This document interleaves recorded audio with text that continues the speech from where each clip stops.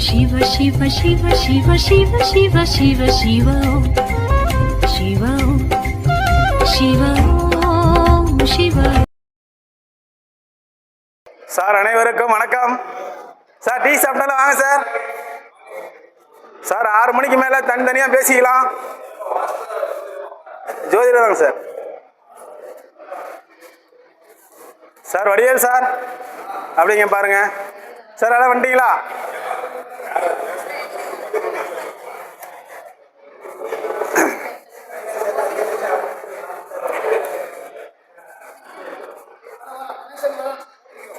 உட்காருங்க sir. Sir அனைவருக்கும் மதிய வணக்கம். சரி, மாலை வணக்கம்.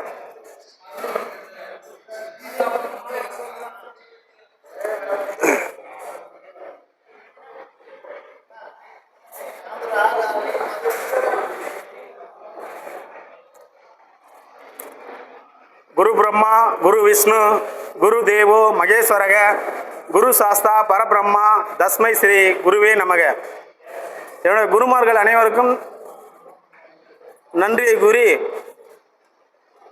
இன்னைக்கு நாம் பேசக்கூடிய தலைப்பு என்னன்னு பார்த்தீங்கன்னா, காலபுருஷ சக்கரத்தில் மிதுன லக்கணத்தை பற்றி பேச போகிறோம். காலையிலேருந்து மிதுன லக்கணமாக ஓடிட்டுருக்கு. அதனால் மிதுன லக்கணத்துலேருந்து ஒரு 4 பாயிண்ட் சொல்லலான்னு. ரொம்ப நேரம் எடுத்துக்க மாட்டேன், ஒரு 5 நிமிஷம் மட்டும்.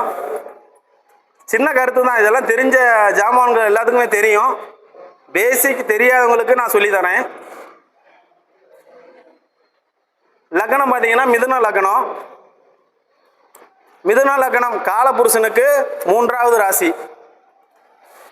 அது காற்று ராசி. அடுத்தது காம ராசி.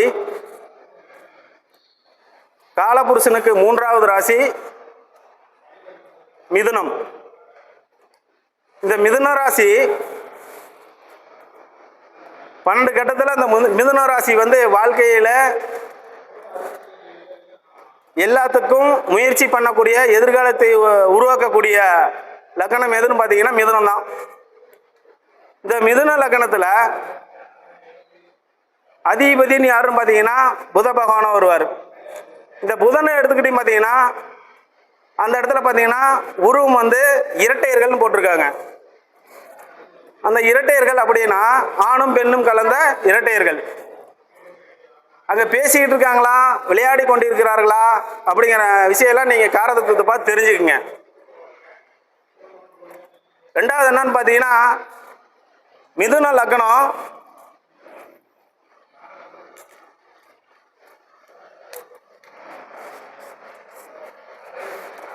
காலபுருஷனுக்கு 3வது ராசி. இந்த லக்னத்தில் 3 நட்சத்திரங்கள் இருக்கு. இந்த 3 நட்சத்திரத்தில் மிருகசீரிஷம், திருவாதிரை, புனர்பூசம். இந்த லக்னம் எந்த புள்ளி வாங்கியிருக்குன்னு கவனிக்கணும். இந்த லக்னத்துக்கு 1ஆம் அதிபதி சொல்லக்கூடியவர் புதன் தான். 4ஆம் அதிபதி சொல்லக்கூடியவரும் புதன் தான். அவர் எந்தெந்த இடத்தை எடுத்துக்கிறாரு பார்த்தீங்கன்னா,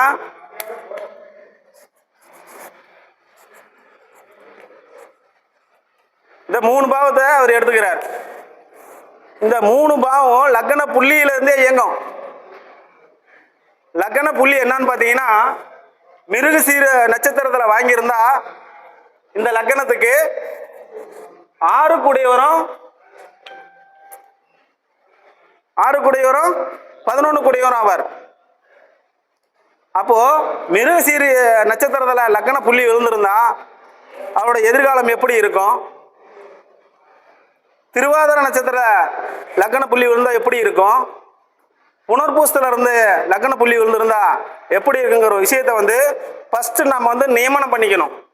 அவர் இந்த ஜென்மத்தில் எதுக்காக பிறந்திருக்காரு, என்ன பண்ண போறாரு, வாழ்க்கையில் ஜெயிப்பாரா தோப்பாரா, கஷ்டப்படுவாரா அப்படிங்கிறது நீங்கள் லக்ன புள்ளியிலேயே எடுத்துடலாம். இந்த லக்ன புள்ளியில எடுத்துட்டு அடுத்து அவர் என்னன்னா எப்படியெல்லாம் இருப்பார் அப்படின்னு பார்க்கறத புதனோட காரத்தத்துவம் நல்லா தெரிஞ்சிருக்கணும். அழகானவர் தான், தோற்றம் வந்து அழகானவர் தான். அதே சமயம் அவர் பார்த்தீங்கன்னா என்ன விஷயங்கள் வந்து அடுத்தவங்களை வந்து கிண்டல் பண்ணக்கூடியவர் தான். அந்த இடத்துல பார்த்தீங்கன்னா புதனோட நயவஞ்சக பேச்சும் இருக்கும், சீரியஸாக பேசக்கூடிய பேச்சும் இருக்கும். மூணாவது என்னன்னு பார்த்தீங்கன்னா 2ஆம் பாவத்துக்கு 2ஆம் பாவமாக வரனால அந்த 3ஆம் பாவம் ரொம்ப முக்கியம். ஷேர் மார்க்கெட்டு இந்த மாதிரி விஷயங்கள்லாம் பார்த்தீங்கன்னா இந்த லக்கண புள்ளி என்ன உங்களுக்கு இருக்கோ அதை பார்த்து நீங்கள் அவங்களுக்கு சொல்லி கொடுத்தா போதும். அடுத்தது என்னன்னு பார்த்தீங்கன்னா இந்த லக்னாதிபதி 4ல் போய் ஆட்சி பெறாரு, உச்சம் பெறாரு, மூலத்திரிகோணம் அங்கே தான் உழுவுறாரு. அப்போது இந்த புத பகவான் எங்கே இருக்கிறாருன்னு பார்க்கணும். இந்த மிதுன லக்கணக்காரங்களுக்கு ஹைலைட்டான விஷயம் என்னன்னு பார்த்தீங்கன்னா வீடுன்னு ஒன்று கிடச்சிருச்சுன்னா அதுக்கு 4ஆம் பாவமான 7ஆம் இடத்துல போய் நீசமாக போகிறார். அப்போ இவர் என்னன்னு பார்த்தீங்கன்னா தொழிலுக்காக ஓடுவார். தொழிலை பற்றி விஷயம் அவங்களுக்கு நிறையா இருக்கும். ஆனால் தன்னோட சொந்த பிஸ்னஸ் பண்ணணும் அப்படின்னு ஆசைப்படக்கூடாது. ஏன் காரணம் அதையும் சொல்லி போடுறேன். இப்போ 4ல் வந்து புதன் வந்து ஆட்சி உச்சம். எந்த கிரகத்தையும் நான் வெறும் கட்டத்தை வச்சு தான் பலன் சொல்லிட்டு இருக்கிறேன். அதுக்கப்புறம் அவங்க ஜாதகத்தை வச்சு நீங்கள் பலன் சொல்லிக்கங்க. இந்த புதன் என்னன்னு பண்ணுறாரு பார்த்தீங்கன்னா 4ஆம் இடம் வீடு வண்டி வாகனம் இவருக்கு கரெக்டாக அமைஞ்சிருச்சு அப்படின்னா 10ஆம் இடங்கிற தொழில் பிடிக்கும். அப்போ 10 கரெக்டாக அமைஞ்சிக்கிச்சுன்னா 4ஆம் இடம் வீடு வண்டி வாகனம் அமையாது. சரிங்களா? அப்போது இந்த ஒரு விஷயத்தை நீங்கள் மெயினாக நல்ல விஷயம் தெரிஞ்சுக்கோங்க. வீடு வண்டி வாகனம் கிடைச்சிருச்சு, அவர் அதில் ஆர்வத்தை செலுத்துறாருன்னா தொழில் கிடைக்காம போயிடும். 4ஆம் இடம் வீடு கேட்டுட்டா தனக்கு தாய்க்கு 7ஆம் இடம் சொல்லக்கூடிய மைனஸ் ஆயிரும். அப்போ தாய்க்கு நட்பு கிரகம் சொல்லக்கூடிய கணவர் தானே நட்பு, தாய்க்கு 7ஆம் இடம் தானே நட்பு. அப்போ அதோட நட்பு வந்து பிரிஞ்சிடும். சொந்த மிதுனக்காரன் வீடு கட்டினா இவ்வளோ பிரச்சனைகள் இருக்குது. சரி, அடுத்தது என்னன்னு பார்த்தீங்கன்னா புனர்பூசம். இந்த இடத்துல என்னன்னு பார்த்தீங்கன்னா சந்திரன் வராரு. இப்போ வந்து புதன் திசை இவருக்கு வந்தால் பார்த்தீங்கன்னா இந்த 3 பாவம் வந்து உங்களுக்கு டச் ஆகி போயிடும். புதன் திசை. அடுத்து என்ன சந்திர திசை பாருங்க. சந்திர திசை இவருக்கு வந்துட்டா மிதுன லக்கணக்காரங்களுக்கு சந்திர திசை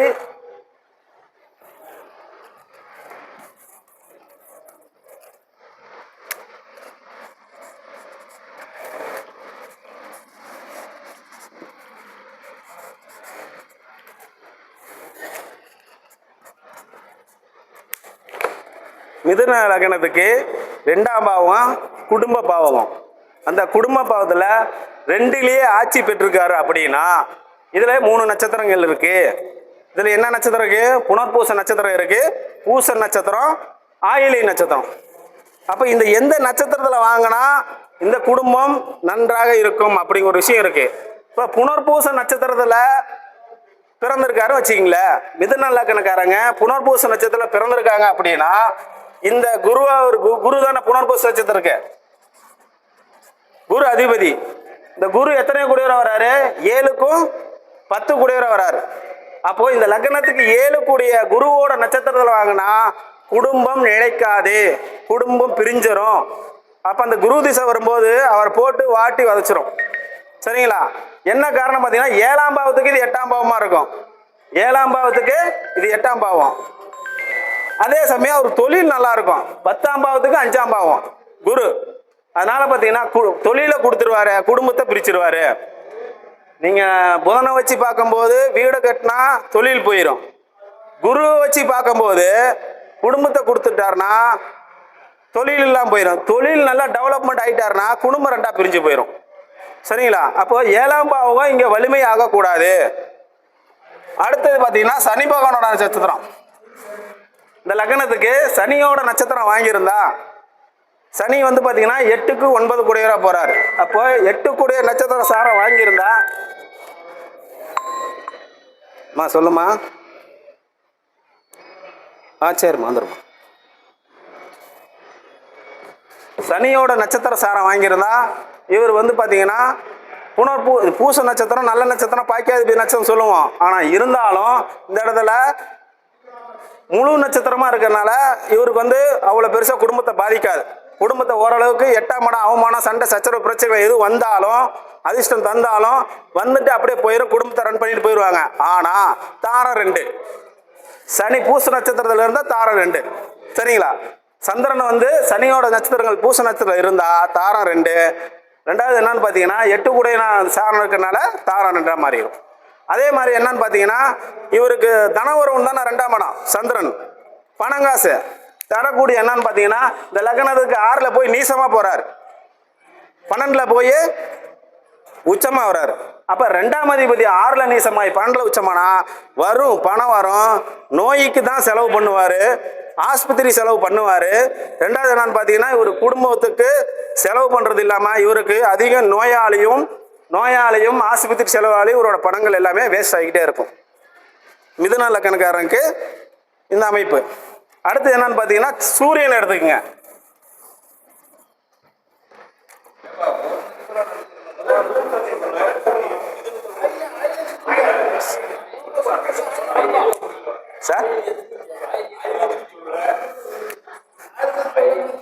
சார் நேரம் பார்த்தேன், அது 2 விஷயம் சொல்லிட்டு போயலாம், முழு நட்சத்திரம் கூட சொல்லிடலான்னு பார்த்தேன். எல்லா சார் முழு நட்சத்திரம் அதாவது ஒவ்வொரு விஷயத்துல 2 பாயிண்ட் சார். 12 பாவத்துக்கு நான் வரும் பொழுது 6 மணி ஆயிரும், நீங்க போதும் ஆஃப் பண்ணுவீங்க.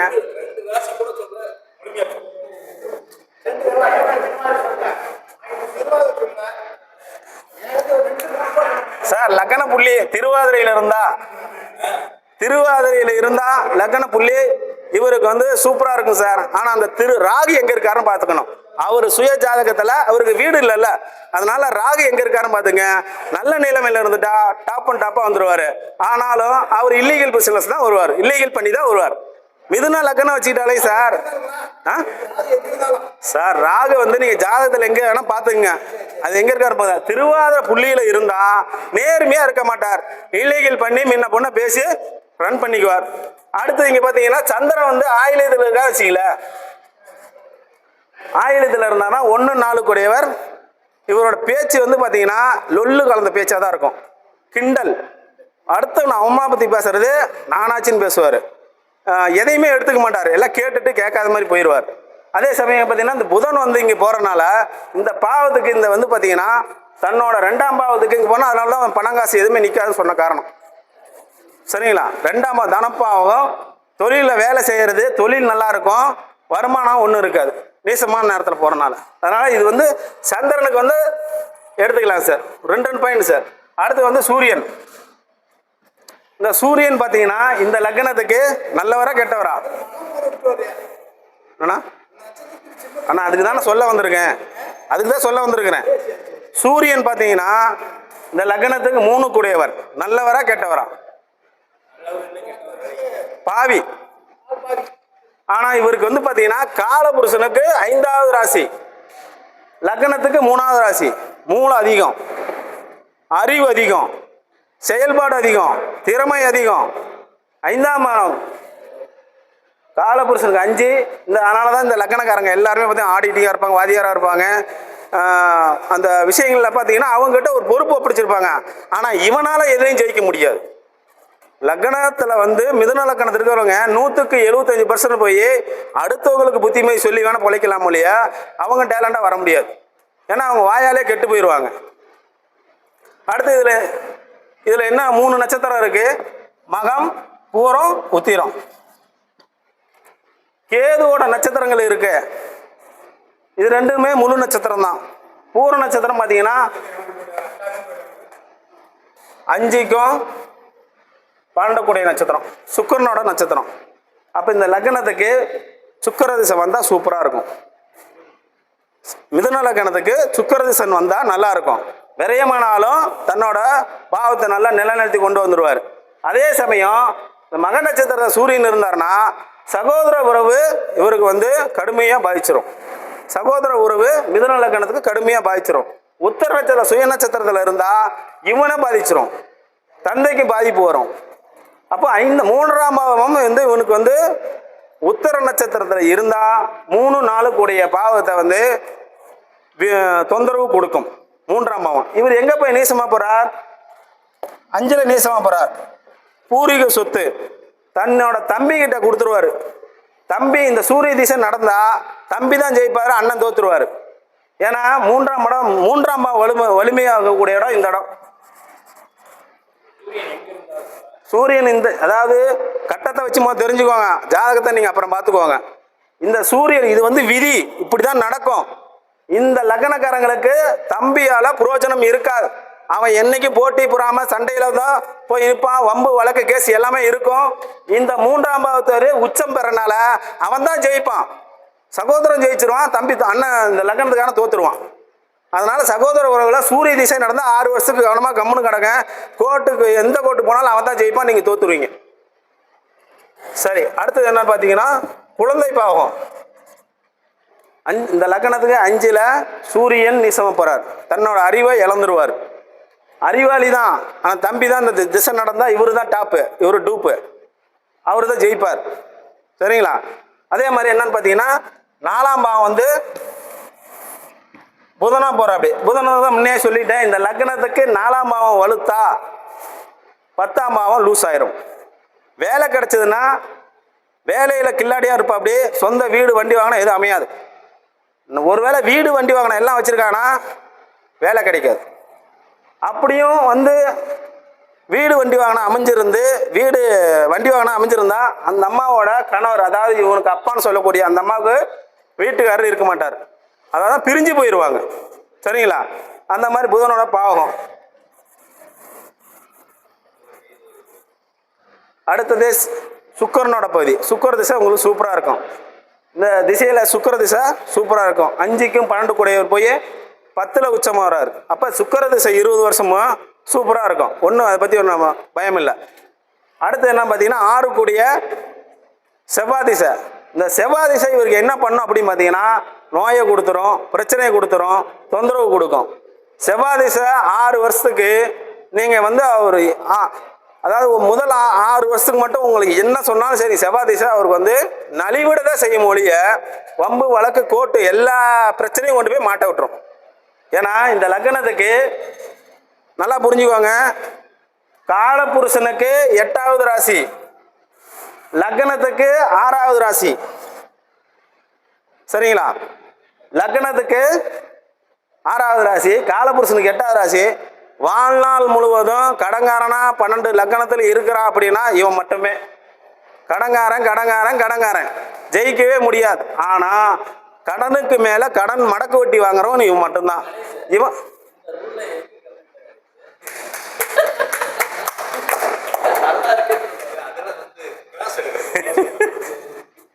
அப்போ இந்த லக்னத்துக்காரங்க காலபுருஷனுக்கு 8 அழைச்சிட்டேன் சார், எதுவுமே கேள்வியே கேட்க வேண்டாம் சார். இந்த 6, 8 சம்மந்தம் பண்ணால தற்கொலை எண்ணம் அதிகமாக இருக்கக்கூடியவங்களுக்கு இவங்களுக்கு தான். கடன் வாங்கிட்டு அவங்க தற்கொலை பண்ணிக்கலாமா, ஊரை விட்டு ஓடி போயிடலாமா அப்படிங்கிற எண்ணத்திலே ஓடக்கூடியவங்க இந்த மிதுன லக்னக்காரங்க. அதுதான் இந்த லக்ன புள்ளி செவ்வாயாக வாங்கியிருந்தா சுத்தமாக சோலி அவுட்டு சார் சொல்கிற மாதிரி. அதே மாதிரி குருவோட நட்சத்திரம் வாங்கினா ஆளே கொன்றும்.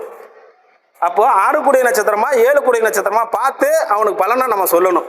அப்போ வந்துட்டான்னா அவன் கடங்காரம் தெரிஞ்சு போச்சு. ராகுவோட நட்சத்திரம் தான் இல்லீகல் பிஸ்னஸ் பண்ணி எங்கேயோ போய் ஓடி போய் பொழைச்சிக்க. ஆனால் தயவு செஞ்சு சொல்கிறேன், இதில் திருவாதிரை புள்ளியாக இருந்தாலும் எங்கேயாவது வேலை செய்கிற இடத்துல 10 பேர் வேலை செய்கிற இடத்துல கூலி வேலைக்கு போயிட்டா தப்பிச்சுக்குவாங்க. 2வது வந்து சொந்த பிஸ்னஸ் பண்ணுறேன் அப்படின்னு மிதுன லக்னக்காரன் அடி எடுத்து வச்சா அதோட லாஸ். அதை கொஞ்சம் நீங்கள் ஃபாலோ பண்ணிக்கோங்க. அடுத்தது இந்த லக்னத்துக்கு 7 கூடிய குரு. அப்போ இந்த லக்னத்துக்கு 7 கூடிய குரு வந்து குரு எல்லாத்துக்கும் நல்லவர் தானே. ஆனால் இந்த லக்னத்துக்கு வந்து முழு பாவி. பாருங்க, இங்கே உச்சமாக வர்றாரு, இங்கே ஆட்சி ஆகுறாரு, இங்கேயும் ஆட்சி ஆகுறாரு. ஐயா ஐயா நான் இந்த ஆட்சி உச்சத்துக்கே பல முறை இங்கே இருந்து மூலத்திரிவனம் போயிட்டீங்க. சரி, நீங்க எனக்கு இப்போ இந்த லக்னத்துக்கு குரு 7 கூடையவர் வந்து 2ல் உச்சமாகலாமா, 2ஆம் வீட்டு வேலையை செய்வாரா, 7 கூடிய வேலை செய்வாரா, அல்லது 10 கூடிய வேலை செய்வாரான்னு பார்க்கணும். அவருக்கு இங்கெல்லாம் இல்லாம குரு திசையே நடந்தாலும் இதுதான் பலன். எப்படி? பாதகாதிபதி, மாரகாதிபதி எல்லாமே இவர் தான். உபயலக்கணக்காரருக்கு குரு வந்து வச்சு செய்வார். வலு பெற்றாலும் பெண்ணாலும் குரு திசை பாவி, எதுவுமே செய்ய மாட்டார். அப்படி ஸ்ட்ராங்காக இருந்தாருன்னா வச்சு செஞ்சிருவார். ஒருவேளை இங்கே போய் மறைஞ்சிருந்தாலும் பணத்தை கொடுக்க மாட்டார், கடங்காரன் ஆக்கிடுவார். தனக்காரகன் தானே. குரு போய் நீசமானா, 8ல் போய் நீசமானாலும் அவர் மறைஞ்சிட்டாரே நாம் நினைக்கலாம். 7 கூட 8ல் மறையலாமா? சரி, 7 கூட ஆட்சி பெறலாமா? கல்யாணம் பாருங்க, 10ஆம் பாவத்துக்கு குரு வந்து திரிகோணத்தில் இருக்கிறார், 7ஆம் பாவத்துக்கு 8ல் இருக்கிறார். அப்போ இவன் என்னைக்கு கல்யாணம் பண்ணுறானோ அன்னைக்கு குடும்பத்துல இருந்து பிரச்சனை பிரச்சனை பிரச்சனை வந்து ஸ்டார்ட் ஆயிரும். அப்போ குரு திசனம் ஒன்று நடந்துட்டா வாழ்க்கை தண்டனக்கா தான். கொஞ்சம் பார்த்து குடும்பத்தை ரன் பண்ணிக்கணும், விட்டு கொடுத்து போய் பழகிக்கணும். இது என்னன்னு பார்த்தீங்கன்னா படிக்காத மேதை. புதன் வந்து படிக்காத மேதை, ஆனால் படிப்பாரி அவர் தான். அதே தனுசு லக்கணம் பாருங்க, படித்த மேதை. இந்த 2 லக்கணமும் சேர்த்திடக்கூடாது. தனுசு லக்கணமும் மிதுன லக்கணமும் சேர்த்துனீங்கன்னா 2 கத்தி, ஒரு உரைக்குள்ள 2 கத்தி இருக்கக்கூடாது. திருமணம் தான் சார். இந்த 2 லக்கணத்தையும் திருமணத்தில் சேர்த்துனா சார் தொழிலையும் எடுத்துக்கங்க சார். இவருக்கு நட்பு, பார்ட்னர்ஷிப்பு, மனைவி எதுவுமே ஆகாது சார். அப்போ யாரா ஒருத்தர் விட்டு கொடுத்து போகணும். ஒன்று மனைவி விட்டு கொடுக்கணும், இல்லைன்னா இப்போ வந்து பார்த்தீங்கன்னா கணவர் தனுசு லக்கணமாக இருந்தால் மனைவி விட்டு கொடுத்துடணும், இல்லை பெண்ணு வந்து தனுசு லக்கணம் இருந்தால் ஆண் விட்டு கொடுத்துடணும். அப்போ இது படிக்காத மேதை, இது படித்த மேதை, இதுகிட்ட நம்ம ஆளை வாழாட்ட முடியாது. அதனால் புதன் கொஞ்சம் அடங்கி போயிட்டாருன்னா குரு ஜெயிச்சிருவார். இல்லைன்னா இவங்க 2 பேத்துக்குள்ள குடும்பம் ஓடாது சார். இப்போ பார்த்தீங்கன்னா குரு பார்த்தீங்கன்னா 2ஆம் இடத்துல அதிக பலம் வாங்கி உச்சம் பெறான்னு வச்சிங்களேன், இந்த லக்னக்காரனுக்கு திடீர்னு குழந்தை இது கல்யாணம் ஆயிரும். திடீர்னு கல்யாணம் ஆகும், அவமானப்பட்டு கல்யாணம் பண்ணிடுவார். ஆனால் குழந்தை பாக்கியத்தை கொடுக்க மாட்டார். ஏன்னா குழந்தைக்காரகன் வந்து ஸ்ட்ராங்கானவர் தான். இங்கே வந்து பார்த்தீங்கன்னா உங்களுக்கு சுக்கிரன் ஆட்சியே பெற்றிருந்தாலும் உச்சம் பெற்றிருந்தாலும் குழந்தை பாக்கியத்தை லேட் பண்ணிடுவார். இந்த லக்னத்துக்கு குருவாகப்பட்டவர் பார்த்தீங்கன்னா 10ஆம் இடத்துக்கு தொழில் நல்லா கொடுத்துருவார். மனைவி வந்த பிறகு தொழிலில் ஸ்ட்ராங்னா குடும்பத்தில் ஒன்றும் இல்லாமல் போயிடுவார். அப்போ இந்த மாதிரி சின்ன சின்ன விஷயம்லாம் பேசிக் ரூல் நம்ம தெரிஞ்சுக்கணும். பேசிக் ரூல் தான் சார் இது.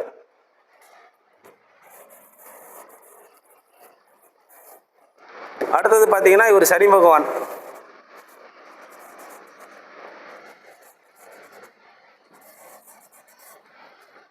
இந்த சனி பகவான் என்ன பண்ணுறாரு பார்த்தீங்கன்னா இந்த லக்னத்துக்கு 5ல் உச்சம் பெறார்.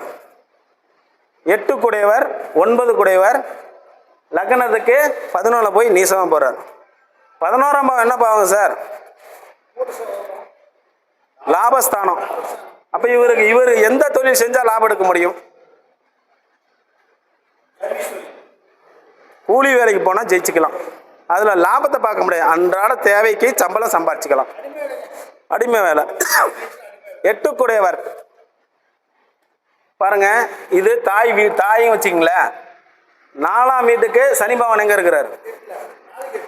அப்போ இந்த லக்னக்காரனுக்கு சனி திசைன்னு ஒன்று நடந்தா அம்மாவை மறந்துடணும், அம்மா இறந்துருவாங்க சார். அதெல்லாம் நீங்க குரு தான் பாவீங்க. குரு பார்த்தா மட்டும் என்ன பண்ணுவார்? அவர் ஒன்றும் பண்ண மாட்டார். இந்த லக்னத்துக்கு 4ஆம் பாவத்தில் 4ஆம் மாதத்துடைய வீடு, வண்டி, வாகனம் எல்லாமே பார்த்தீங்கன்னா சனி 8ல் போய் மறையிறனால இவர் கூலி வேலை செஞ்சால் அன்றாட பொய் சொல்லாமல் வண்டி ஓட்டிக்கிட்டா வண்டி ஓடும். ஏன்னா இவர் வந்து ராகு சாரத்தில் தான் இருப்பார். பொய் சொல்லி அவரே வாயால் மாட்டிக்குவார். சரிங்களா? 6, 8 கூட சாரம் வாங்கினாலும் போய் பிரச்சனை அவருக்கு. அப்போ லக்ன புள்ளி மிதுனத்துக்கு எந்த வகையிலுமே நன்மை இல்லை. பார்த்து வாங்கணும். இந்த கர்மத்தை இவர் வந்து எந்த லக்னத்தில் பிறந்தாலும் பார்க்கணும். இப்போ பார்த்தீங்கன்னா இது தர்ம லக்னம்னு பேர். இப்போ தர்ம லக்னத்தில் சனி பகவான் நீசமாக இருக்கிறார்.